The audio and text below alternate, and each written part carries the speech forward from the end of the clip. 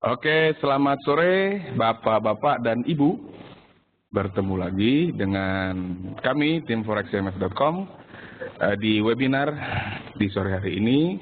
Setiap hari Kamis kita memang menjadwalkan untuk webinar membahas tips dan trik trading.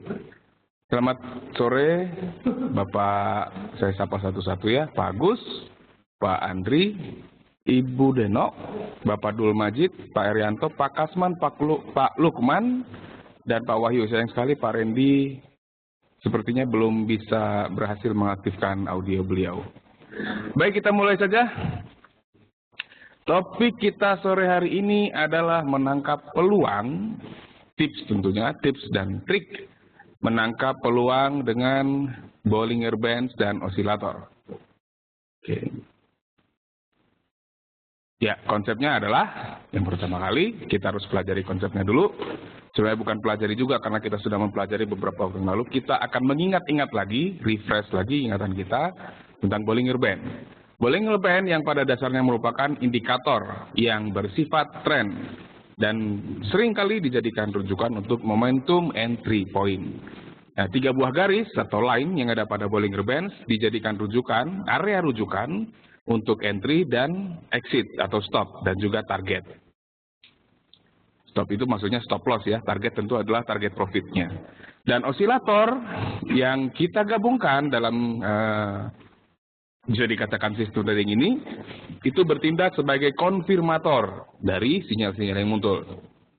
Jadi kembali lagi saya ingatkan bahwa yang namanya osilator, stokastik, CCI, apalagi MACD, apalagi dan lain-lain, itu sifatnya hanya untuk mengkonfirmasi kapan kita buy, mengkonfirmasi kapan kita sell untuk entry ya. Jadi tidak dijadikan rujukan untuk melihat arah trennya. Yang namanya indikator osilator tidak kita jadikan rujukan untuk melihat arah trennya, melainkan hanya untuk mencari konfirmasi sinyal entry-nya saja. Oke, ini kita lihat ya. Jadi ada Bollinger Band yang diplot di chart, ada upper band, middle atau medium band dan lower band. Nah, ini yang di bawah ini RSI dan stokastik ya. Ini contoh-contoh osilatornya. Ini kita bisa melihat ketika RSI-nya sudah di area overbought dan stokastik juga demikian. Nah, dasarnya adalah strategi trading yang menggunakan Bollinger Band dan kita bisa tahu bahwa area terbaik untuk entry buy dengan menggunakan Bollinger Band adalah ketika harga berada di area lower band-nya. Kita ingat ya, ada 3 band tadi, upper band, middle band, dan lower band. Ya, area terbaik untuk entry dengan sistem ini adalah ketika harga berada pada area lower band atau pada saat harga berhasil menembus area middle band atau medium band-nya. Jadi untuk buy seperti menembus berarti tentunya dari bawah ke atas. Bisa jadi dari atas ke bawah sih yang namanya nembus, tapi kalau untuk buy kita cari di area lower band atau pada saat harga berhasil tembus ke atas medium band-nya atau middle band-nya. Kemudian area terbaik untuk entry sell adalah ketika harga berada di pada area upper band atau pada saat berhasil tembus ke bawah area middle band atau medium band-nya.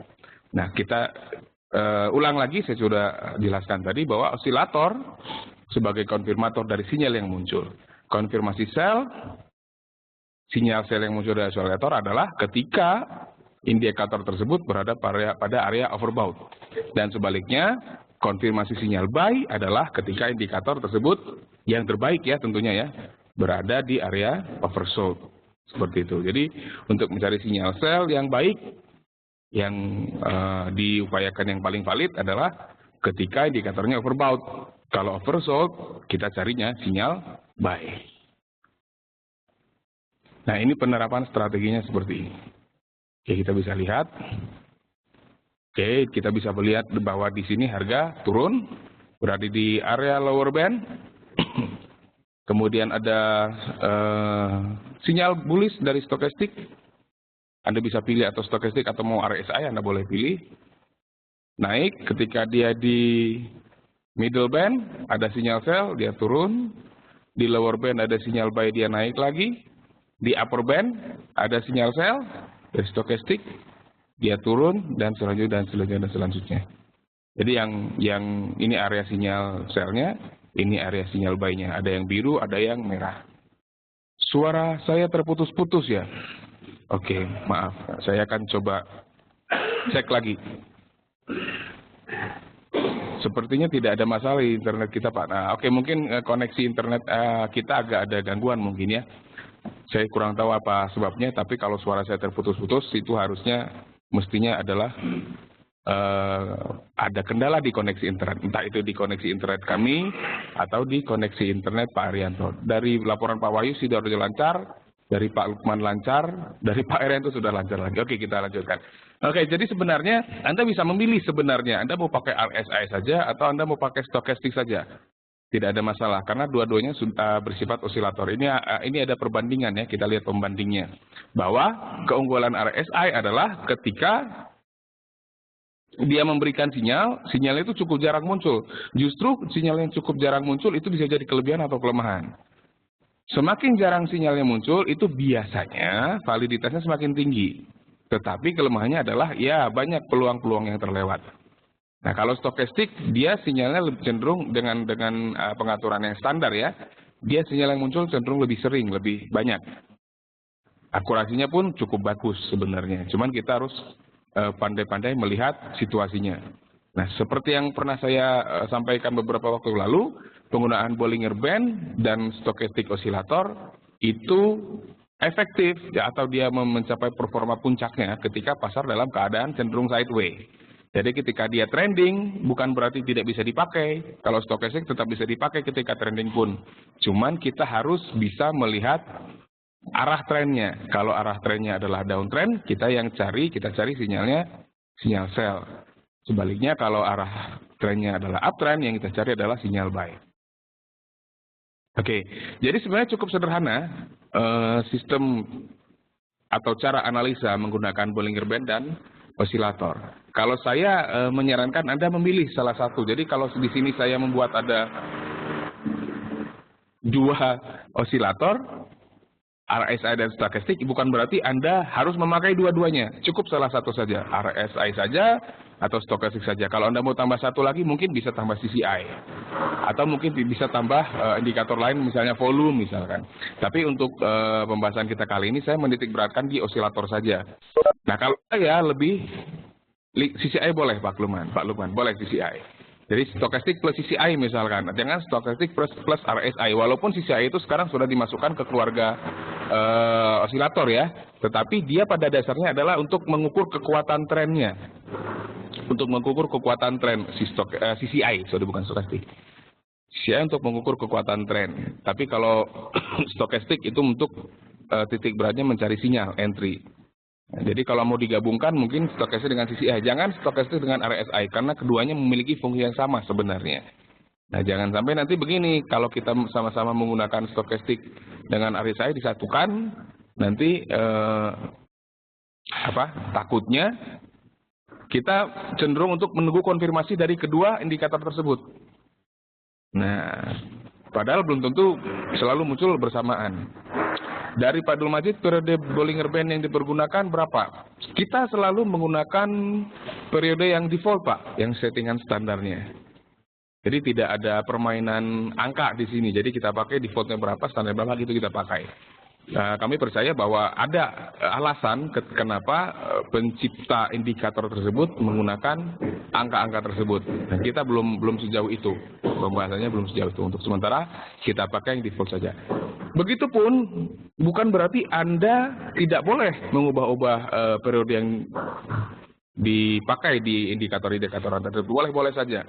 Misalnya Anda mau mengubah stokastiknya dari 533 menjadi 933 misalkan, atau 2055, itu terserah. Nggak ada masalah. Tapi nanti kembali lagi harus selalu dilakukan pengujian. Dicoba, settingan seperti apa yang cocok dengan, yang pertama pastinya harus cocok dengan karakter kita sebagai trader sendiri. Kalau kita karakternya gimana? Yang pengen yang cepat atau pengen yang tenang-tenang saja, yang lambat-lambat saja. Nah, kemudian yang kedua dicocokkan juga dengan karakter instrumen yang kita pergunakan. Pound sterling pergerakan harganya itu biasanya cenderung berbeda dengan emas. Pasti beda.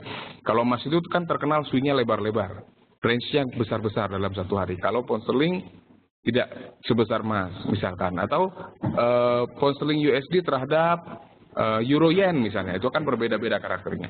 Jadi kalau Anda mau mengubah-ubah periode, itu pastikan Anda selalu melakukan uji coba terus sampai ketemu formula yang pas. Jadi ini sudah bicara riset sebenarnya. Nah, itu adalah salah satu hal yang kami lakukan di sini. Jadi kita bisa keluarkan banyak macam sistem trading, tentu sudah kita uji coba dulu sebelumnya. Dari Pak Arianto, sebenarnya apakah BB ini hampir sama dengan MA, Pak? Ya. Jadi kalau kita perhatikan, yang middle band ini, ya, pita yang di tengah itu sebenarnya moving average. Jadi kalau kita masukkan di periode Bollinger Band ini, moving average-nya, periodenya 20, berarti yang di tengah ini adalah moving average 20 sebenarnya. Ya, ayo kita lihat sama-sama. Ya, kita lihat dulu ya. Ibu Denok, mohon maaf sebentar. Ini coba saya tutup dulu. Ini ditutup dulu. Ini dihapus dulu. Ya, kita masukkan misalkan di sini Bollinger Band-nya. Di trend Bollinger Band. Periode 20 ya, apply to close. Periode 20 apply to close. Sekarang kita coba masukkan moving average 20 juga. Apply to close. Ya, sama ya. Ya, saya ulangin lagi. Moving average-nya saya hilangkan, moving average-nya saya hilangkan. Yang hijau ini di tengah itu Bollinger Band yang middle band-nya. Kemudian saya masukkan lagi moving average yang periode 20, warnanya merah. Anda akan melihat. Kita akan bisa lihat bahwa garis moving average yang barusan saya masukkan akan berhimpitan dengan atau menimpa middle band Bollinger Band-nya. Ya, sama ya. Nah, seperti itu. Jadi yang di tengah ini memang moving average. Nah, adapun area-area yang berada di ini, upper band dan lower band-nya, itu ada perhitungannya sendiri Pak Arianto. Jadi kalau kita masukkan di sini, di Bollinger Band-nya, periode 20, deviasinya 2. Ini akan berbeda, lebarnya ini akan berbeda kalau kita masukkan misalkan deviasinya 4. Beda. Nah, tapi untuk sementara, kita menggunakan yang standar dulu. Yang seperti ini. Dari Ibu Denok, untuk sinyal buy sell kita harus tunggu garis atas atau bawah ya Pak? Ada banyak cara menggunakan Bollinger Band ini. Yang pertama adalah kita tunggu sampai dia koreksi. Kita cari balikan arahnya, Ibu. Itu namanya bounce trading. Bisa juga kita tunggu break garis atas atau bawah, namanya breakout trading. Cuman untuk breakout trading ini kita sempat bahas di beberapa waktu yang lalu ketika membahas Bollinger Band. Kita harus benar-benar yakin breakout yang terjadi panjang dan jauh. Nah, jadi konsepnya gini, sederhana saja. Kita bisa melihat harga kan bergerak di area Bollinger Band, antara upper band sama lower band. Nah, simpelnya, saya tadi katakan bahwa Bollinger Band dan Stochastic bisa bekerja dengan efektif atau mencapai puncak performanya ketika pasar dalam keadaan sideways. Nah, pertanyaannya kemudian, apakah ketika pasar dalam keadaan trending seperti sekarang, apakah Bollinger Band dan Stochastic tidak bisa dipergunakan? Jawabnya adalah bisa. Kita ambil contoh dari pergerakan yang sudah lalu ya. Nah, ini kalau kita lihat, ini kan dalam uptrend nih. Sementara ini si pound sterling dalam uptrend yang terlihat di sini. Kita lihat ketika harga berada di lower band, kita coba cari sinyal buy dari sini, dari Stochastic dan CCI. Kalau mau ditambahkan CCI nggak apa-apa, kalau nggak juga nggak ada masalah. Kalau kita tambahkan dua-duanya akan lebih kuat. Jadi kalau ada sinyal dari sini dan sini, sama-sama ada sinyal buy, itu akan lebih kuat. Nah, permasalahannya ketika waktu itu harga berada di lower band, tidak ada sinyal buy yang bagus dari Stochastic. Walaupun kemudian harganya naik. Nah, kalau tidak apa-apa kita tidak trading, walaupun harganya naik, karena memang kita kan harus patuh pada trading plan kita. Kalau tidak ada sinyal, ya kita nggak masuk. Kalau ada sinyal, baru kita masuk. Seperti itu. Jadi memang harus sabar. Nah, seperti ini seperti ini nanti kita tunggu lagi. Harganya di area lower band, kita tunggu sinyal buy dari stochastic dan CCI ini. Kalau ada baru kita buy. Jadi konsepnya tunggu di lower, kalau mau buy nih ya, tunggu di lower band, cari sinyal buy. Kalau mau sell, tunggu di upper band, cari sinyal sell. Begitu seterusnya. Begitu seterusnya. Konsep sederhananya seperti itu. Jadi tidak harus menunggu tembus garis atas atau bawah. Demikian Bu Del. Ya, jadi secara sederhana kita bisa katakan seperti itu. Jadi pada dasarnya seperti itu. Ya, seperti ini kan sama ya. Ketika dia di lower band, muncul sinyal buy, kita bisa buy. Targetnya di mana? Target pertama di middle band lah. Target terjauh di upper band. Kebanyakan trader mengambil keuntungannya di middle band. Kebanyakan untuk paket hemat istilahnya ya. Tapi banyak juga, ada juga trader-trader yang menunggu sampai dia ke upper band baru dia close posisinya. Kalau dia buy, nah kalau sell pun sebaliknya. Ketika dia misalnya sell di area sini, dia ambil profitnya ketika harga sudah di middle band. Nah, strategi keduanya ya tunggu sampai di lower band baru diambil profitnya. Dari Pak Wahyu, stokastiknya itu ditambahkan di garis level 50 ya Pak. Sama seperti RSI, berarti jika tembus 50 tren lanjut. Ya sebenarnya kalau ini memang kita menambahkan 50 di stokastik, cuman fungsinya ini bukan untuk melihat tren Pak. Jadi kalau kita pakai divergence, kita sempat bahas kalau tidak salah bearish divergence. Kebetulan sekarang ada nih, saya ambil contoh saja. Ini bukan kita mau membahas divergence sekarang. Saya hanya mau memperlihatkan fungsi dari garis 50 ini. Kalau kita lihat sekarang ada bearish divergence di stokastiknya. Nah, seperti itu. Nah, konfirmasi bearish divergence ini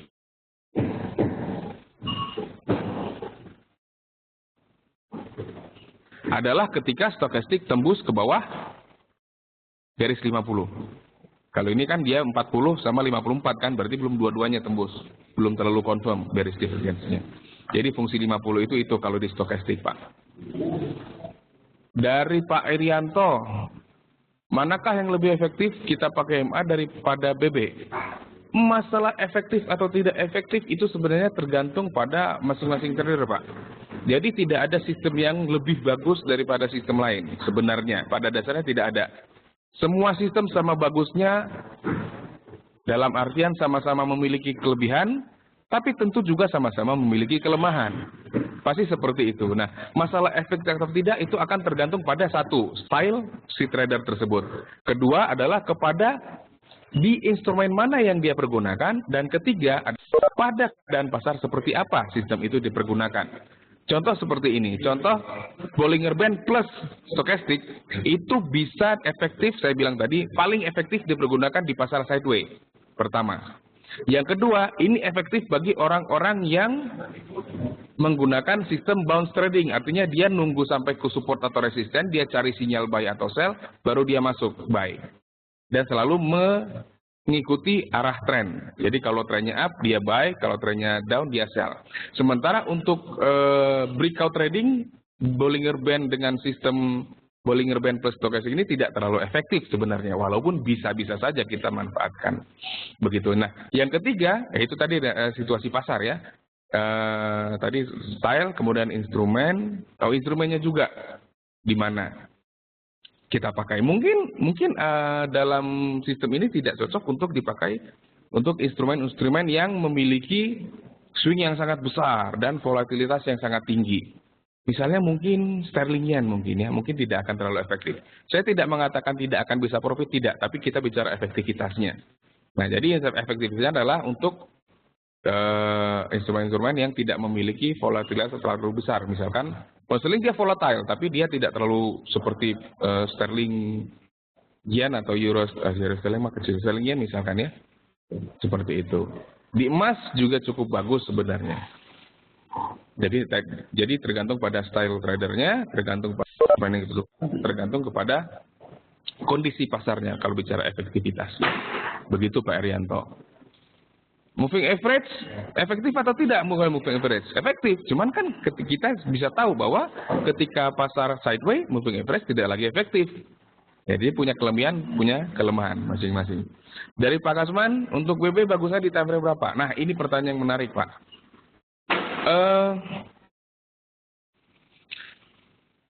Pada dasarnya, karena ini adalah trend follower, ya, Bollinger Band itu kan indikator tren. Jadi sebaiknya dia dipergunakan di time frame yang bisa memberikan tren yang bagus, yang jelas. Bisa jadi sih memang di time frame 15 menit kelihatan trennya. Bisa jadi di time frame 5 menit mungkin kelihatan tren. Kalau kita bertransaksi di Nikkei atau Hang Seng di 5 menit kan juga akan kelihatan juga trennya. Tetapi kalau di Forex, saya menyarankan di time frame 1 jam lah, paling kecil 15 menit mungkin ke atas. Nah, pada intinya adalah semakin besar time frame-nya, biasanya sistem ini akan bekerja semakin baik. Biasanya seperti itu. Tetapi tentu saja ketika makin besar time frame yang kita pergunakan, tentu nanti konsekuensinya adalah target profit dan batasan risiko atau stop loss-nya akan lebih besar juga. Gitu. Jadi kalau efektif kita pakai di time frame, kalau untuk Forex saya pikir 1 jam ke atas. Paling kecil mungkin 15 menit. Dari Pak Kasman lagi, kalau moving average kan bagus untuk gold Pak. Kalau BB bagusnya di mana Pak? Untuk gold juga bagus, moving average juga bagus untuk gold. Jadi balik lagi Pak, style kita seperti apa? Orang-orang yang pengen cepat misalkan, dia nggak mau nunggu-nunggu konfirmasi sinyal di upper band atau lower band seperti di Bollinger Band, mungkin untuk orang-orang seperti itu tidak cocok, tidak efektif, dan tidak bagus mungkin bagi mereka, karena harus nunggu, harus sabar. Kalau untuk orang-orang yang pengen cepat, misalkan scalper, mungkin nggak akan pakai moving average, nggak akan pakai Bollinger Band mungkin. Atau yang breakout trading yang pengen langsung cepat dapat harga ketika harga break support resistance mungkin tidak akan cocok menggunakan sistem ini. Bollinger Band plus stochastic saya bisa katakan bagus di Forex, juga bisa katakan bagus di emas. Tapi ya kalau untuk di emas tentu saja kita harus ingat karena karakter si emas ini dia pergerakan hariannya range-nya sangat lebar dibandingkan Forex, maka sebaiknya dipakai di time frame 1 jam minimal ke atas. Begitu Pak Kasman. Masih ada pertanyaan? Oke, kalau sudah belum ada pertanyaan lagi, kita akan lanjutkan. Oke, jadi ini salah satu contoh ketika kita pergunakan di pound sterling ya. Nah, bisa juga nanti kita permanfaatkan seperti stokastik tadi kan, kita bisa melihat ada bearish divergence di situ. Bisa saja kita manfaatkan kehadiran divergence ini untuk entry. Boleh-boleh saja. Jadi tidak hanya melulu menggunakan sinyal crossover stokastik misalkan atau CCI, tapi bisa kita manfaatkan stokastiknya. Tapi tentu saja karena ini kan yang terjadi bearish divergence kalau contoh sekarang, sementara trennya up. Sebaiknya sih tidak diambil kecuali memang pengen cuma ambil koreksi saja. Nah, akan lebih baik jika kita bisa melihat bullish divergence misalkan tapi dalam keadaan uptrend. Kalau bearish divergence kita bisa menemukan dalam keadaan downtrend. Kita padukan dengan Bollinger Band ini akan lebih baik daripada keadaan yang seperti sekarang. Ini tadi hanya saya hanya mencontohkan saja. Ada bearish divergence, konfirmasinya ketika stokastik turun dari atas ke bawah 50. Nah, angka 50-nya ini pun kita tidak harus lihat di sini sebenarnya. Sebenarnya ini hanya untuk membantu saja. Kalaupun garis ini saya hilangkan, misalkan level 50-nya saya hilangkan, jangan seperti itu. Aduh. Ini gimana ya? Oke. 50-nya saya hilangkan. Kita akan tetap bisa melihat angka stokastik ini di berapa. Di sini loh kita bisa melihatnya. Ini 45.46 ya. Dia bergerak-gerak terus. Dia pergerakannya ini sesuai dengan naik turunnya stokastik ini. Seperti itu. Jadi kita bisa lihat angkanya saja di sini. Ketika bearish divergence, candle closing, angka ini di bawah 50 nggak dua-duanya? Kalau iya, itu bearish divergence yang bagus. Ada lagi dari Pak Randy pertanyaannya. Saya sering mengalami candle telah menyentuh Bollinger Band atas dan stokastik sudah memotong ke bawah, tapi tren terus berlanjut. Oke, saya tadi sudah jelaskan bahwa ketika harga dalam keadaan trending, saya ulangin lagi, stokastik dan Bollinger Band bekerja efektif atau mencapai tingkat puncak performanya ketika harga bergerak dalam keadaan sideways. Tapi kalau sedang trending, kita cari sinyal yang searah dengan tren. Misalkan nih kasus Pak Randy berarti dalam keadaan uptrend ya. Uptrend, candlestick-nya sudah ada di Bollinger Band bagian atas atau upper band, stokastiknya sudah memotong dari atas ke bawah, mungkin seperti ini, tapi tren terus lanjut. Contohnya malah seperti ini nih Pak. Ini kita bisa lihat di sini. Bollinger Band sudah di atas, harga sudah di atas di upper Bollinger Band, stokastik sudah memotong ke bawah, tapi dia terus naik. Ya, karena kita berusaha mencari sinyal yang searah dengan tren. Ketika dalam keadaan seperti ini, tidak disarankan untuk sell meskipun harga sudah di upper Bollinger Band dan stokastik sudah memberikan sinyal sell misalkan. Tidak disarankan untuk sell, kenapa? Karena trennya masih up. Trennya kan masih uptrend.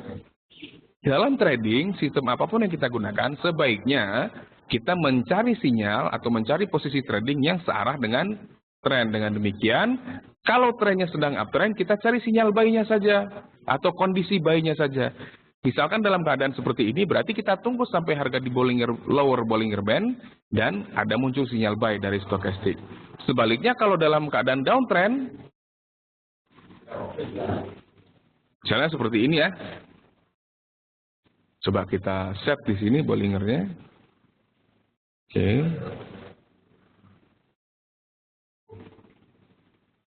Nah, misalkan seperti ini. Ini downtrend USD terhadap Swiss franc, dia downtrend. Walaupun di sini mungkin misalnya ada sinyal buy, itu tidak disarankan untuk mengambil posisi buy. Harga sudah di ini seperti ini contohnya ini. Harga sudah di lower band. Sinyal buy sudah muncul dari stokastik misalkan. Tidak disarankan untuk buy, kenapa? Karena trennya masih downtrend. Berarti dalam keadaan seperti ini, sebaiknya kita cari adalah kondisi ketika harga sudah di upper band dan sinyal sell muncul dari stokastik dan CCI. Demikian, Pak Randy, itu solusinya. Dari Pak Kasman, oke Pak, thanks. Sama-sama Pak, terima kasih kembali. Jadi, kembali lagi ya Bapak-Bapak, Ibu. Konsep yang harus kita tanamkan di pikiran kita ketika trading adalah selalu berusaha untuk mencari posisi atau membuka transaksi yang searah dengan tren. Tren apapun itu, mau tren jangka panjang, mau tren jangka pendek, atau tren jangka menengah. Tergantung kita mau pakai tren yang mana. Kalau kita mau pakai tren jangka menengah seperti yang kita lihat sekarang, ya seperti ini. Nah ini sih major trendnya kan kalau kelihatan di sini kan downtrend. Ya kita cari sinyal sell saja. Jangan kita coba mencari sinyal buy karena itu artinya akan melawan tren. Tuh, tidak baik ya. Artinya posisi yang melawan tren itu tidak akan optimal biasanya. Kalaupun dapat ya dapat koreksi dikit-dikit misalkan. Tidak sebanding dengan risikonya. Ibaratnya gini deh, kita bayangkan kita berenang di sungai yang deras. Arusnya deras. Kalau kita mencoba berenang melawan arus, maka tenaga yang harus kita keluarkan harus jauh lebih besar. Jauh lebih besar dibandingkan dengan kita berenang mengikuti arah arusnya. Tujuannya pengen sampai ke seberang sungai, misalnya. Tetapi ada dua orang ingin berenang menyeberangi sungai itu. Orang pertama berenang melawan arah arus. Orang kedua berenang mengikuti arah arus. Tentu walaupun mungkin misalnya kedua-duanya berhasil sampai ke tepian sungai, ke seberang sungai, tentu tenaga yang dikeluarkan oleh orang pertama jauh lebih besar daripada tenaga yang dikeluarkan oleh orang kedua. Nah itu analoginya seperti itu deh. Jadi pasar ini ibarat sungai yang arusnya sangat deras. Memang sering terjadi orang yang melawan tren selamat gitu. Ada yang terjadi. Tapi percayalah orang yang seperti itu, tren yang seperti itu, saya nggak tahu entah dia tidak tahu atau memang dia sudah punya rencana yang lebih besar. Jadi dia sudah punya modal yang jauh lebih besar misalkan. Dia sudah tahu bahwa dia sudah melawan tren, tapi dia sudah siapkan dana cadangannya. Nah itu walaupun itu terjadi, walaupun ada yang seperti itu, saya tidak mengatakan itu cara trading yang sehat. Itu tetap saya mengatakan cara trading yang tidak sehat karena ya melawan tren seperti itu. Dari siapa lagi nih? Pak Arianto lagi. Misalnya begini Pak, major trendnya uptrend. Sementara kita main di time frame H1, di time frame H1-nya down. Mana yang harus kita ikuti Pak? Nah Pak, major trend itu tidak dilihat dari time frame. Nah, tidak dilihat tapi dilihat dari keadaan chartnya. Ketika kita bicara major trend, itu kita bicara uptrend dan downtrend juga sideways. Itu bisa bicara arah. Kalau bicara arah tidak dilihat dari waktu sebenarnya. Nah, jadi kalau major trend yang kita lihat di sini apa? Saya sih menyarankan untuk tidak berpindah-pindah time frame sebenarnya. Sebenarnya tidak seperti itu, kecuali kita butuh untuk mendapatkan second opinion katakanlah. Dan itu biasanya terjadi ketika pasar yang kita lihat, chart yang kita lihat sideways. Kalau chart yang kita lihat seperti ini kan downtrend. Misalkan seperti ini. Saya zoom out. Trennya apa sekarang? Kita nggak tahu kan? Oke lah kita katakan ini majornya misalkan. Kita katakan majornya. Ini nggak jelas ini uptrend atau downtrend gitu kan. Yang mana yang kita pakai? Saya tadi katakan kita pilih tren yang mana yang kita pakai. Saya mau pakai tren yang ini loh misalnya. Saya mau pakai yang ini. Misalkan seperti itu. Saya mau pakai yang ini. Maka sudah. Kita perhatikan saja yang ini. Gitu. Lihatnya jangan dari sini. Ke sini tentu beda. Ke sini juga tentu beda lagi dua ceritanya sudah. Di sini beda, di sini beda. Ya kan? Di sini beda, di sini beda. Mana yang mau dipakai? Pilih salah satu saja. Yang pakai ini. Oke, tentukan mana major trendnya. Major trendnya adalah yang ini. Yang ini major trendnya, downtrend. Major trendnya yang ini. Ya. Kalau kita zoom out, beda lagi major trendnya yang mana, nggak kelihatan. Ini mungkin adalah medium. Ya kan? Jadi kita lihat aja salah satu. Mana yang mau kita pakai, itu yang kita amati. Kira-kira seperti itu Pak Haryanto. Yang diikutin yang mana, yang diikuti yang kita lihat. What you see is what you get. Itu. Konsepnya seperti itu. Dari Pak Kasman, gold 1 jam itu lagi sideways ya Pak. Jadi bagus pakai BB ya Pak. Gold, mari kita lihat. Ya, ini lagi sideways. Apalagi kalau kita lihat seperti ini. Ini lagi sideways, betul. Ini bisa, ini daripada saya repot bikin BB-nya yang baru, saya simpan sebagai template saja ini. Save template, BB. Yuk kita lihat emasnya.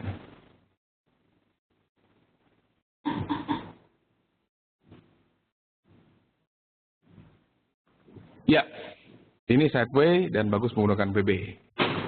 Ya, jadi kalau tadi masuk sayang terlambat ya Pak Kasman ya. Kalau tadi kita masuk ini kan konfirmasi sinyal bullishnya ini terkonfirmasi ketika open candle yang ini Pak.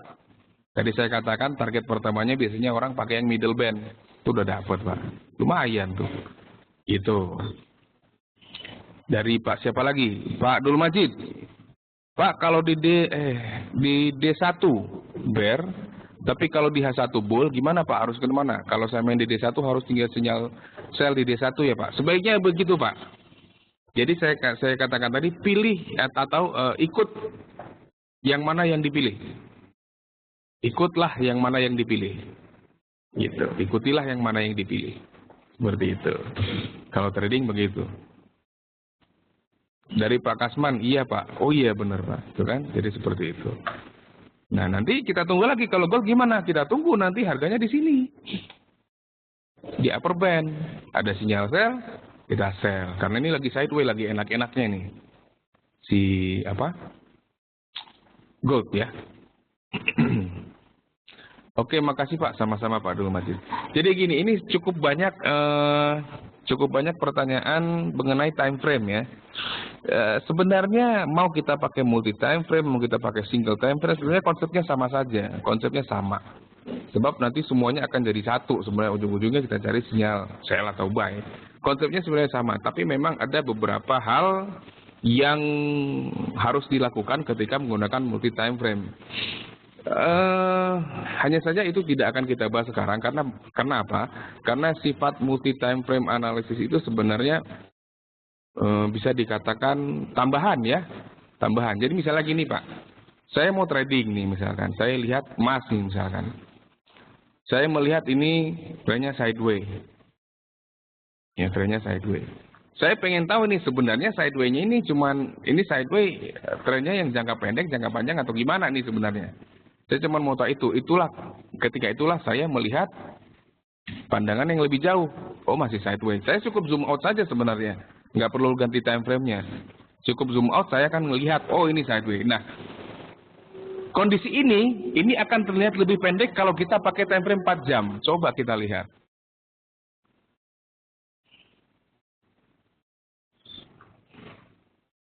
Ya, lebih pendek.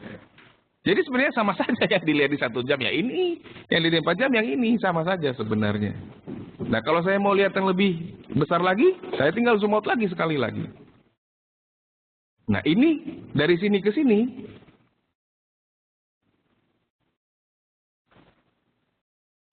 Di area kotak biru ini ya.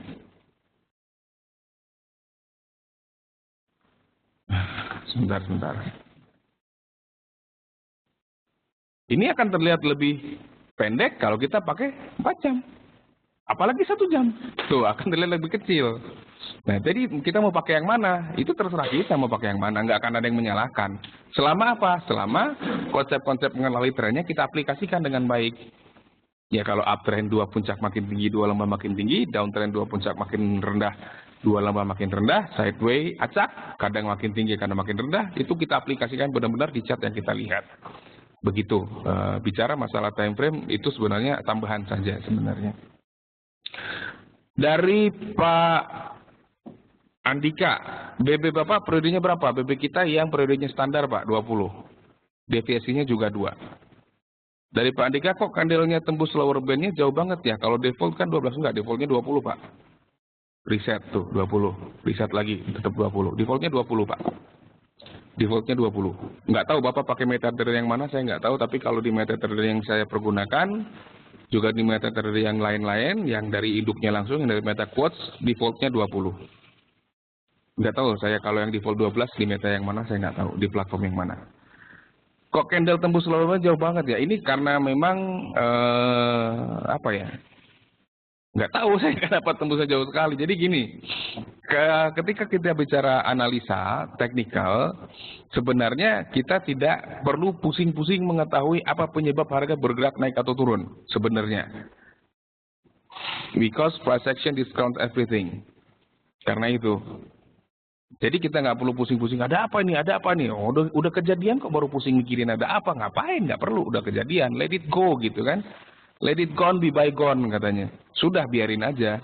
Yang perlu kita tahu adalah kita mau ngapain setelah itu. Nah, pertanyaan kita mau ngapain setelah itu bisa terjawab dengan memperhatikan chart. Oke, misalkan seperti, oke, harga sudah tembus ke bawah, misalkan ini belum kejadian ya. Di chart 1 jam, Mas, harga sudah tembus ke bawah, bowling lower band, ada kemungkinan dia akan turun terus misalkan. Kan waktu itu kita sempat bahas ketika dia habis sideways, terus dia ngebuka lebar, Bollinger Band, kebetulan ini lagi kejadian, kemungkinan dia akan mengikuti arah selanjutnya, rally misalkan. Kalau dia kebuka ke bawah, dia biasanya rally ke bawah. Oke, berarti saya mau cari sell misalnya. Tetapi ketika kita lihat gambaran yang lebih besar, di sini aja kita bisa melihat ini pergerakannya sideways. Kita sudah bahas tadi bahwa ketika harga bergerak sideways, Bollinger Band dan osilator ini bekerja dengan baik biasanya. Maka planningnya kemudian adalah ketika harga sudah masuk lagi ke dalam Bollinger Band, closing di sini, dan stokastik kasih sinyal bullish, maka planningnya adalah buy. Buy-nya pasti nanti bukan di candle yang ini, bukan dari sini buy-nya, nggak akan mungkin kalau pakai stokastik, nggak mungkin buy-nya dari sini. Karena dia baru kasih sinyal ketika candlestick yang ini sudah close. Sudah close, harganya sudah di sini, baru dia muncul sinyal. Maka buy-lah kita di open candle yang selanjutnya. Saya tadi katakan, kebanyakan trader menggunakan middle band sebagai target pertama. Kita bisa coba pergunakan itu. Ini target apanya ya? Target amannya lah, gitulah istilahnya seperti itu.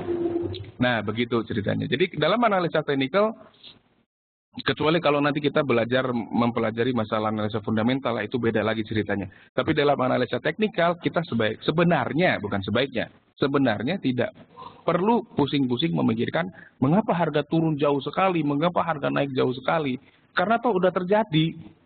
Kalau sudah terjadi, berarti kita belajar sejarah lagi dong. Kan istilahnya walaupun baru terjadi beberapa menit yang lalu atau beberapa jam yang lalu, tetap saja namanya sejarah.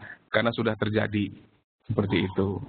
Jadi kita tidak perlu terlalu memusingkan mengapanya. Tapi yang perlu kita pikirkan adalah bagaimana menyiasati situasi tersebut untuk menjadi profit. Dari Pak Randy lagi, untuk stop loss idealnya di mana Pak? Ini pertanyaan yang menarik. Untuk stop loss kita selalu menggunakan support dan resistance yang terdekat dari posisi yang kita ambil. Misal, kita misalnya nih tadi buy di sini. Ketika sudah terkonfirmasi sinyal buy, harga sudah open candle yang ini, kita buy di sini misalnya, maka stop loss-nya adalah di support yang terdekat dari sini. Berarti ini support yang terdekatnya, maka stop loss-nya harusnya di sini. Tapi ini kan tidak ideal. Kenapa tidak ideal? Karena sejauh-jauhnya target itu cuma sampai sini. Bener nggak? Sejauh-jauhnya target sampai di sini. Kalau ini jatuhnya jauh banget, berarti bisa jadi nanti risk to reward ratio-nya nggak bagus. Bener nggak? Ya kan? Nah, tapi kita juga bisa pakai acuan lower band-nya. Kalau kita buy, target stop loss pertama adalah ketika dia tembus ke bawah lower band. Kita bisa kira-kira lah, ambil 5-10 pip lah jaraknya misalkan. Targetnya di sini. Ketika targetnya sudah di sini, berarti risk to reward ratio-nya tidak akan terlalu buruk. Kalau kita ambil targetnya di upper band, maka kebalik. Kalau stop loss-nya adalah di bawah ujung candlestick yang ini, di bawah shadow-nya ini stop loss-nya, maka mau tidak mau target kita adalah di upper band-nya. Saya tidak katakan ini tidak mungkin terjadi, tetapi ini peluangnya jauh lebih kecil. Apabila harga sudah trending. Ini kan sudah mau mulai trending nih. Artinya dia melakukan pergerakan yang sangat lebar, swing-nya sangat besar. Tapi kalau dia lagi sideways begini, boleh-boleh saja. Kita ambil di upper band-nya. Jadi stop loss idealnya, kalau bicara ideal adalah di bawah support yang terdekat. Kalau bicara rasional adalah ketika di bawah lower Bollinger Band kalau kita buy. Kalau kita sell, maka stop loss-nya di atas upper Bollinger Band atau di resistance yang terdekat. Idealnya di resistance yang terdekat, rasionalnya di atas upper Bollinger Band. Dari Pak Wahyu, middle band itu kalau nggak salah sama seperti moving average 50, berarti middle bisa kita jadikan acuan untuk support dan resistance juga ya Pak. Tadi kita sudah bahas bahwa sebenarnya bukan moving average 50, melainkan moving average periode yang kita pergunakan. Tadi sudah saya contohkan. Nah, middle band ini sebenarnya adalah moving average periode Bollinger Band kita. Kalau kita lihat periode Bollinger Band kita kali ini adalah periode 20. Maka ini sebenarnya angka ini adalah angka moving average-nya, periode moving average-nya. Kalau saya masukkan moving average dengan periode 20, apply to close, metodenya simple. Kita kasih warna merah ya Pak ya. Kita akan lihat kalau saya klik OK, nanti yang middle band yang tengah pasti berubah jadi merah. Ya, seperti itu. Jadi bukan moving average 50, melainkan moving average sesuai dengan periode Bollinger Band yang kita masukkan. Pertanyaan selanjutnya, berarti middle band kita bisa jadikan acuan untuk support dan resistance. Ya benar, itulah sebabnya kenapa tadi saya katakan ketika kita buy di sini, maka target yang terdekatnya adalah di middle band. Karena kan ketika kita buy di sini, ini kan jadi resisten, betul? Maka targetnya adalah di sini. Yang terdekat, yang terjauh, ya di sini. Target yang terjauhnya. Ini target idealnya, ini target rasionalnya, bisa kita katakan seperti itu. Baik, waktu kita masih ada 15 menit lagi, lebih kurang 14 sebenarnya, tapi nggak apa-apa, kita akan lanjutkan dulu. Sebelumnya saya mau memberitahu dulu ini, bahwa saya tidak bosan-bosan memberitahu bahwa kita punya fasilitas subscribe. Jadi kalau bapak-bapak dan ibu-ibu masuk, misalnya nih ke trader section di bagian analisa forex misalnya, Bapak bisa subscribe di sini untuk mendapatkan analisa kita yang harian, analisa harian, langsung ke email Anda. Jadi kalau kita sudah setiap kali kita update, analisa teknikal di sini, update-nya ini akan masuk ke email Anda, dikirimkan secara otomatis kalau Anda sudah subscribe. Anda tinggal klik subscribe now, Anda tinggal masukkan data dan alamat email, nama dan alamat email di sini, dan Anda tinggal pilih, mau pilih yang mana, analisa forex harian, indeks harian, atau semuanya sekaligus. Boleh-boleh saja. Lalu klik subscribe sekarang, masukkan nama dan alamat email. Seperti itu. Pun di bagian lain ada juga. Di blog misalkan. Nah kemudian kita juga punya analisa mingguan. Nah analisa forex mingguan. Ini pun bisa Anda subscribe juga. Nah kemudian selain dimuat secara tertulis di website, Anda juga bisa mengikuti webinarnya. Webinarnya setiap hari Selasa, membahas Outlook mingguan secara teknikal dan fundamental. Seperti itu, di sini juga secara fundamental dan teknikal dibahas dalam Outlook mingguan. Nah, kalau Anda sudah baca-baca analisa kita, misalkan Anda lihat analisa forex hari ini misalkan ya, Anda klik apa sih misalkan untuk konseling. Ini maksudnya apa nih misalkan? Anda klik USD, CHF, USD terhadap Swiss franc berada dalam down channel, bias intraday-nya bearish. Maksudnya apa sih ini kalimat ini misalnya? Ini orang nih ngomong apa nih, bingung atau tidak mengerti apa maksudnya? Anda bisa arahkan kursor Anda ke kotak yang hijau ini, lalu klik live chat. Anda bisa pilih market analyst room. Departemennya market analyst kita buka dari jam 8 pagi sampai jam 10 waktu Indonesia Barat. Masukkan nama, masukkan alamat email, jika berkenan masukkan nomor handphone, lalu klik start button. Tapi start buttonnya baru akan muncul kalau Anda sudah mengisi nama-nama ini, kolom-kolom yang dikasih tanda bintang. Misalkan Eko, alamat emailnya eko@ apa sih, email misalkan, .com. Bukan ini namanya, ini ya, @gmail.com. Sudah Anda isi, baru nanti muncul start chat. Nanti akan tersambung ke Departemen Market Analyst. Dari jam 8 pagi sampai pukul 10 malam waktu Indonesia Barat. Oke. Nah, kalau mau mengikuti analisa kita, misalkan analisa ini sebenarnya berguna atau tidak sih? Analisa ini sebenarnya akurat atau enggak sih? Anda bisa coba. Di trading boleh, langsung coba di trading Anda di real account boleh. Atau mungkin Anda belum yakin, Anda bisa coba buka demo account-nya. Anda bisa aplikasikan di demo account setiap analisa harian kami. Tentu boleh bertanya. Boleh bertanya, maksudnya gimana ini analisa hari ini, gimana maksudnya? Sudah dapat jawabannya, tinggal Anda aplikasikan di demo account Anda. Anda lihat saja nanti progresnya seperti apa.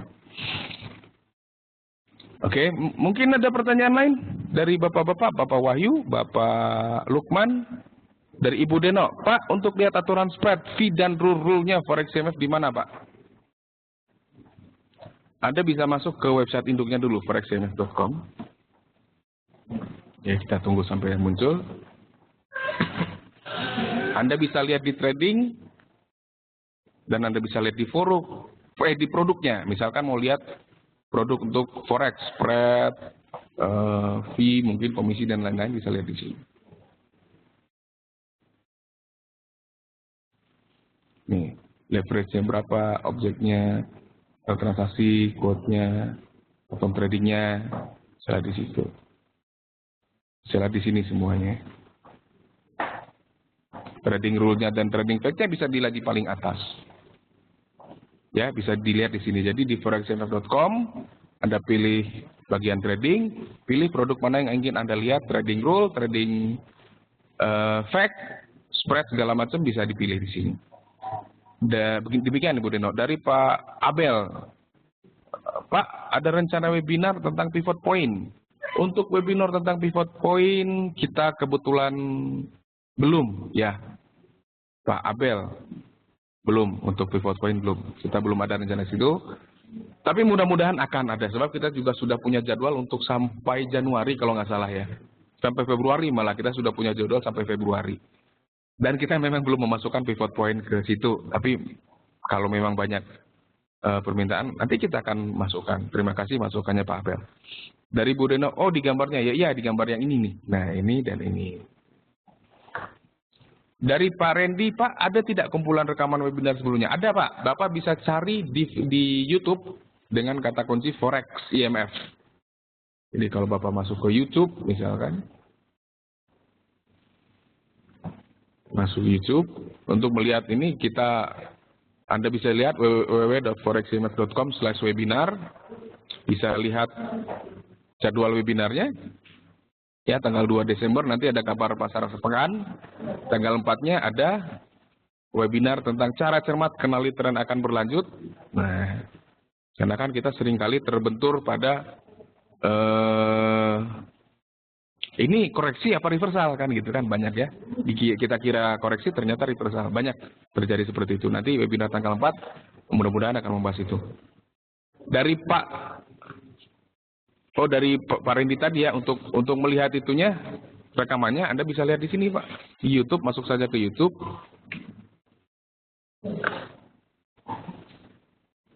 Dan Anda bisa lihat di sini, Anda cari saja di sini, Forex IMF. Nah, akan ada muncul semua Pak.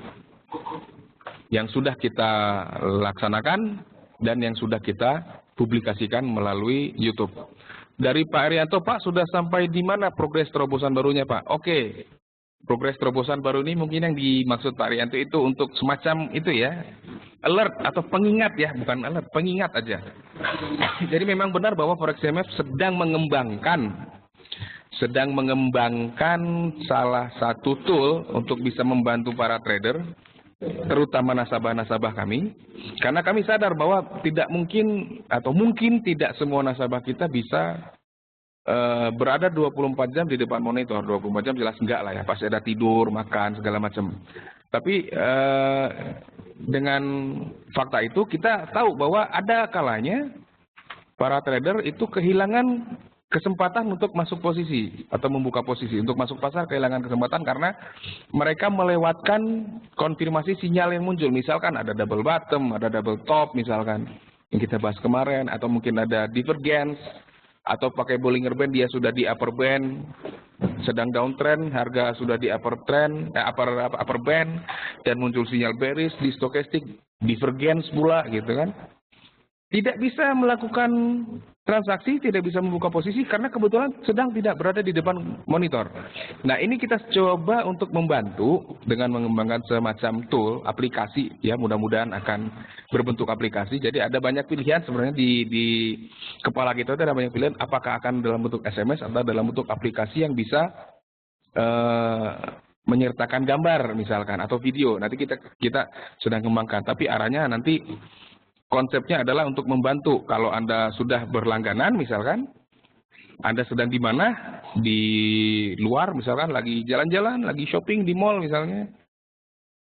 Anda cuma tinggal butuh mobile trader, diinstal di HP Anda, smartphone Anda, dan aplikasi ini juga nanti bisa diinstal mudah-mudahan nanti bisa diinstal di smartphone Anda. Jadi kalau ada peluang, kita akan kabari. Seperti itu, Pak. Nah, untuk progresnya, saya belum bisa bicara ya, tapi yang jelas dia bisa dikatakan sudah memasuki level 25% lah progresnya. Mudah-mudahan dalam waktu 2 atau 3 bulan ke depan kita bisa coba prototipenya dulu gitu. Ya, mohon dukungan doanya saja Pak. Dari Pak Andika, webinar money management Pak, Rabu depan kosong tuh Pak, metode terus sakit kepala. Pas dicobain ketangkap SL terus, mungkin saya saran walau SL atau perhitungan risk ratio yang salah. Pak Randy ya, Pak Randy terus terang saya baru pertama kali, Pak Andika ya, Pak Andika saya baru pertama kali menerima permintaan webinar tentang money management. Dulu ketika saya membuat webinar tentang money management atau psikologi trading, itu pesertanya pada kabur semua Pak. Saya tidak tahu kenapa trader sangat alergi dengan pembahasan tentang money management, pembahasan tentang psikologi trading, itu mereka sangat alergi, saya nggak tahu.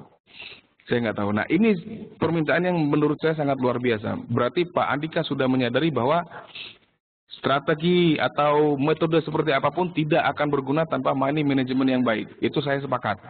Nah, kalau memang banyak permintaan, kita akan adakan Pak. Kita akan adakan. Tapi sayangnya kita sudah punya jadwal untuk beberapa waktu ke depan. Mungkin di sela-sela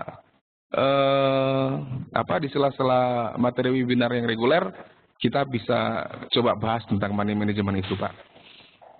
Mengenai salah taruh SL atau perhitungan risk ratio yang salah, bisa jadi, tapi saya tidak tahu pasti apakah memang itu penyebabnya Pak. Tapi kadang-kala memang things happen gitu. Ada hal-hal yang mungkin bisa terjadi sehingga trading plan yang kita sudah susun dengan baik, money managementnya kita sudah rencanakan dengan baik, risk to reward ratio-nya kita sudah hitung, bukan berarti kita akan bebas dari kerugian, benar nggak? Nah, jadi kebetulan sekali hari ini kemarin tepatnya, saya baru update artikel di blog kita. Anda bisa lihat, kalau Anda masuk ke website kita, Anda klik artikel inspirasi, rahasia mengamankan keuntungan dalam trading forex. Di sini saya membahas Walaupun kita sudah punya trading plan, kita sudah punya risk to reward ratio yang baik, kita sudah punya money management yang bagus, sebaiknya tidak serta-merta meninggalkan posisi kita begitu saja.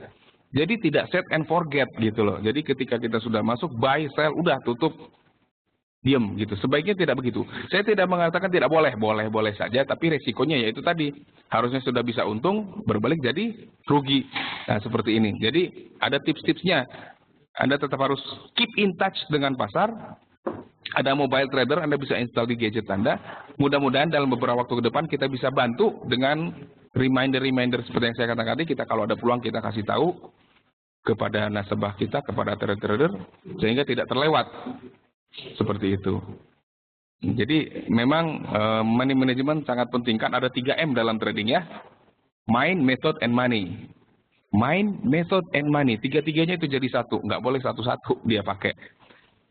Thank you. Terima kasih Pak Andika. Kita akan coba nanti selip-selipkan materi tentang money management di sela-sela webinar reguler kita. Sampai dengan Februari sudah ada kita jadwalnya, mohon maaf Pak, tapi mungkin kita bisa mulai dari Maret atau mungkin pertengahan Februari mungkin.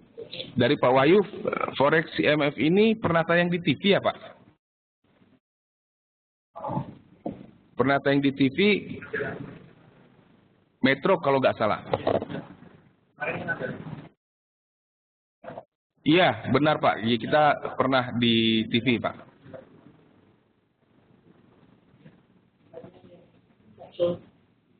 Saya justru dapat informasi ini dari orang-orang seperti Pak Wahyu dan dari teman-teman seperti ini. Memang kita pernah di TV.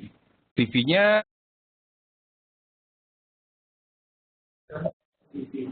kalau nggak salah sih Metro TV Pak, benar. Dari Pak Abel, soalnya kebanyakan orang mau untung cepat di Forex Pak. Iya itu.